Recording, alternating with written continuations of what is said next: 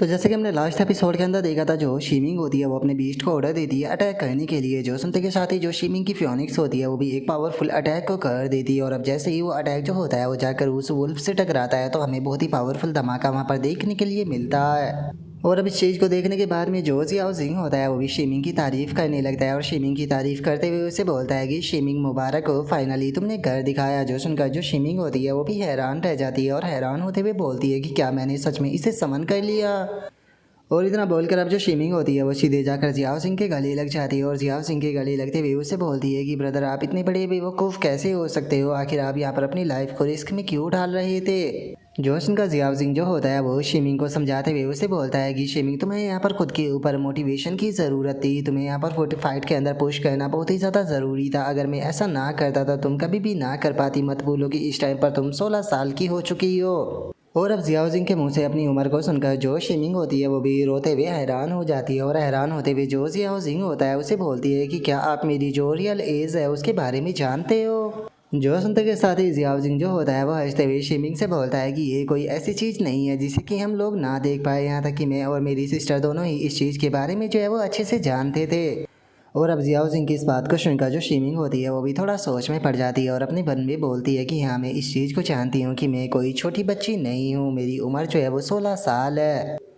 जिस टाइम पर मैं 6 साल की थी तो उस टाइम पर मेरे ऊपर एक मॉन्स्टर ने अटैक जो है वो कर दिया था, जिसका मैं इतनी ज़्यादा डर गई थी कि मैं कभी भी मॉन्स्टर को फेस जो है वो नहीं कर पाई। और मैंने अपनी ज़िंदगी के पूरे 10 साल जो थे वो इसी डर डर के अंदर बिता दिए। यहाँ तक कि जो मेरी फैमिली थी उन्होंने यहाँ पर मुझे बहुत ही ज़्यादा सपोर्ट किया। वे लोग चाहते थे कि मैं इस डर से जो है वो फ्री हो जाऊँ, लेकिन मैं कभी भी इस डर से फ्री जो है वो नहीं हो पाई। मैं अपनी फैमिली की भी एक्सपेक्टेशन पर खरी नहीं उतर पाई, जिसका मेरी जो फैमिली थी उन्हें यहाँ पर बाहर काफ़ी ज़्यादा जो बेइज्जती थी उसका इस चीज़ के कारण सामना जो है वो करना पड़ा। मैं हमेशा ही जो है वो ये सोचा करती थी कि अभी तो मैं बस एक बच्ची हूँ जिसका मुझे इन बीस्टों से डर लगता है, लेकिन जब मैं बड़ी हो जाऊँगी तो शायद मेरा ये डर जो है वो भी ख़त्म हो जाएगा। लेकिन बस सब एक तरह के एक्सक्यूज थे खुद को ग्रो ना करने के। और अभी इतना सोचकर जो शीमिंग होती है वो आकर जियाओ सिंह को पकड़ लेती है और जियाओ सिंह को पकड़ते हुए उसे बोलती है कि ब्रदर, मेरे कारण आप काफ़ी ज़्यादा इंजर्ड जो है वो हो चुके हो, तो चलो मैं आपको जो हॉस्पिटल है वहाँ पर लेकर चलती हूँ ताकि जल्दी से आपका जो इलाज है वो कराया जा सके। जो सुनते के साथ ही जियाओ जिंग जो होता है वो शीमिंग को समझाते हुए उससे बोलता है कि अरे इसकी कोई ज़रूरत नहीं है, मैं तो बस तुम्हें यहाँ पर डराना चाहता था। क्या सच में तुम्हें ऐसे लगता है कि मैं अपनी जो ज़िंदगी है उसे ऐसे ही सेक्रीफाइस कर दूंगा? और अब इतना बोलकर जो जियाओ जिंग होता है वो अपने बीस्टों को बाहर निकालते हुए बोलता है कि ठीक है, जियाओ यिन और फ्रेया दोनों बाहर आओ और आकर बाहर मुझे हील करो। और जियाओ सिंह के इतना बोलते के साथ ही हम देखते हैं जो फ्रेया और जियाओ यिन होते हैं वो दोनों बाहर आकर जो जियाओ जिंग होता है उसे हील करने लगते हैं, जिसका कुछ ही देर में जियाओ जिंग की इंजरी पूरी तरह से हील हो जाती है। और इस चीज़ को देखने के बाद में जो शीमिंग होती है वो भी हैरान होते हुए बोलती है कि ब्रदर, आखिर आप इतने बड़े झूठे कैसे हो सकते हो? आप मुझसे तब तक झूठ बोल रहे थे। जो सुनते के साथ ही जियाओ सिंह जो होता है वो भी हंसने लगता है और हंसते हुए जो शीमिंग होती है उससे बोलता है कि तुम आखिर इसे झूठ जो है वो कैसे कह सकती हो? सच बताओ तो जिस टाइम पर उस बीच ने मुझे काटा था तो मुझे काफ़ी ज़्यादा दर्द हुआ था। और उसके इतना बोलते के साथ ही जो जियाओ सिंह होता है उसके पास में नोटिफिकेशन आती है जिसमें कि बताया जाता है कि होस्ट मुबारक को, आपने बहादुर डॉक्टर का जो टाइटल है उसे अनलॉक कर लिया है, जिसका रिवॉर्ड के तौर पर तुम्हें एक गॉड लेवल का आर्टिफैक्ट दिया जाता है जो कि है गॉड लेवल एल्केमी फर्नेस, जिसका नाम है ब्लू ड्रैगन पर्पल आई क्लाउड्रॉन। और अब इस चीज़ को देखकर जो जियाओ जिंग होता है वो भी काफ़ी ज़्यादा खुश हो जाता है और खुश होते हुए अपने मन में सोचता है कि अरे, मैंने नहीं सोचा था कि यहाँ पर शीमिंग की मदद करने के कारण मेरा भी बेनिफिट होगा। लगता है कि मेरे कलेक्शन के अंदर एक और बेहतरीन चीज़ जो है वो ऐड होने वाली है। और अब इतना सोचकर जो जियाओ जिंग होता है वो शीमिंग से बोलता है कि ठीक है, अब काफ़ी ज़्यादा देर जो है वो हो चुकी है, तो चलो वापस चलते हैं। जो सिस्टर है वो हमारा इंतज़ार कर रही होगी। जो सुनते के साथ ही जो शीमिंग होती है वो जियाओ जिंग से बोलती है कि ब्रदर, मैंने डिसाइड कर लिया है कि मैं भी जो किंग लॉन्ग कॉलेज है उसके अंदर जाने वाली हूँ। और इससे अलग मैं जो सिस्टर है उसे भी ये गुड न्यूज़ जो है वो सुनाना चाहती हूँ कि मैंने अपनी जो पावर है उसे अनलॉक कर लिया है, तो इसीलिए चलो जल्दी से घर चलते हैं। जो सुनकर जियाओ सिंह जो होता है वो शीमिंग से बोलता है कि हाँ, मुझे यकीन है कि जिस टाइम पर सिस्टर को पता चलेगा कि तुमने अभी अपने बीस्ट को अनलॉक कर लिया तो वे काफ़ी ज़्यादा खुश होगी। और इतना बोलते बोलते वे दोनों वहाँ से जाने लगते हैं, जिसके बाद में अब हमारा व्यू जो होता है वो ये लान होल के ऊपर आ जाता है। जहाँ पर कि हम देखते हैं कि जो जियाओ जिंग होता है वो एम्प्रेस के पास में आया हुआ होता है और जो एम्प्रेस होती है वो जियाओ जिंग से बोलती है कि जियाओ जिंग क्या तुम जानते हो कि मैंने आखिर आज तुम्हें यहाँ पर क्यों बुलाया है। जो सुनकर जियाओ जिंग जो होता है वो भी एम्प्रेस से बोलता है कि एम्प्रेस कहीं आज आपने मुझे यहाँ पर जो ठंडा जेड के लिए ना वो देने के लिए तो नहीं बुलाया ना। जो सुनते के साथ ही एम्प्रेस जो होती है वो उससे बोलती है कि ये चीज़ तो सच है लेकिन अभी भी जो तुम्हारा टेस्ट है वो कंप्लीट जो है वो नहीं हुआ है, तो इसीलिए मैंने यहाँ पर आज तुम्हें किसी दूसरे काम से जो है वो बुलाया है। जो सुनते के साथ ही जियाओ जिंग जो होता है वो भी थोड़ा सीरियस हो जाता है और थोड़ा सीरियस होते हुए जो एम्प्रेस होती है उससे बोलता है कि एम्प्रेस कहीं ये चीज़ जो है वो स्टार एलिमिनेशन प्लान से तो जुड़ी हुई नहीं है ना।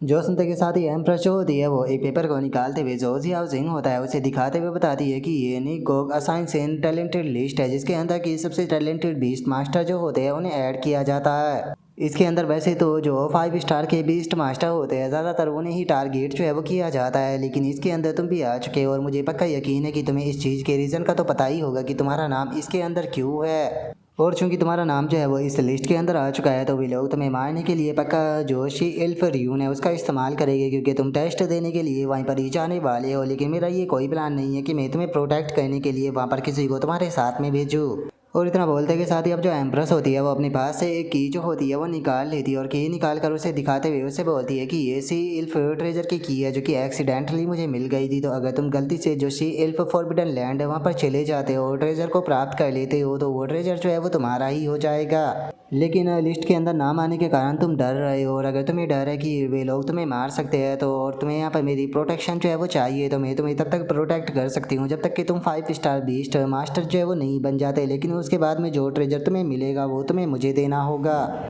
जो सुनते के साथ ही जो जियाओ जिंग होता है वो फुल जोश में आते हुए जो एम्प्रेस होती है उससे बोलता है कि एम्प्रेस जितना बड़ा रिस्क होता है उतना ही बड़ा रिवॉर्ड भी हमें प्राप्त होता है, तो इसीलिए योर मेजेस्टी में इस रिस्क को लेने के लिए तैयार हूँ।